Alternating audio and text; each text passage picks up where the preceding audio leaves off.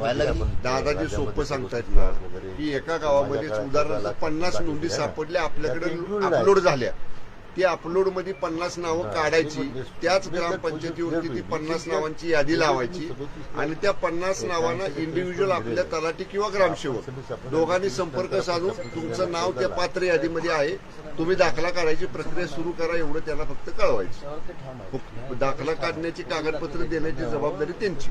माझं म्हणणं एकच आहे, 58 लाख टोटल नोंदी शोधल्या, त्याच्यामध्ये ज्यांना दाखले दिले ते सुद्धा नाव आहेत. नाही नाही नाही मला नको बोलायचं, मी आता बोललो होणार नाही. ओके साहेब, तुम्हाला मला दुखवायचं नाही, कसलं दुखवायचं नाही तुम्हाला कोणालाच.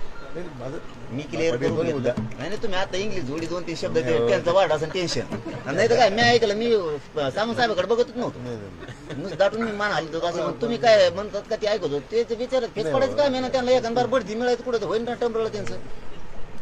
सरकारला धरून चालायला लागतंय, त्यांना धाक पडतो तुमचं. तुम्ही काही सोपे आहेत का बाबा? हॅलो, एक मिनिट. हॅलो हॅलो हॅलो हा, ते आपले हे बोलतात, उदय सामंत साहेब बोलतात. नमस्कार. 28 मध्ये कमी नाही करत मी.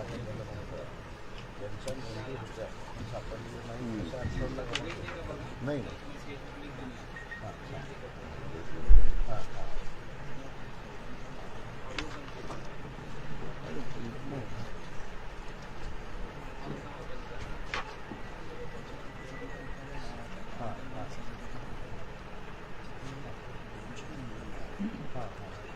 फाईल पाठवून द्या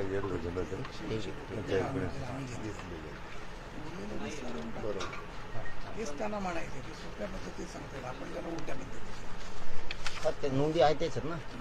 आता इथं सरळ सरळ अपडेटेड केलेलं बघा दादा. राज्यात आढळलेल्या कुणबी मराठा कुणबी जातीच्या जिल्ह्याने आहे ना, कधीपासून गठीत केल्यापासून त्यांना आज अखेर 31/7 अखेर त्यांनी ती 58 लाखाची यादी दिली.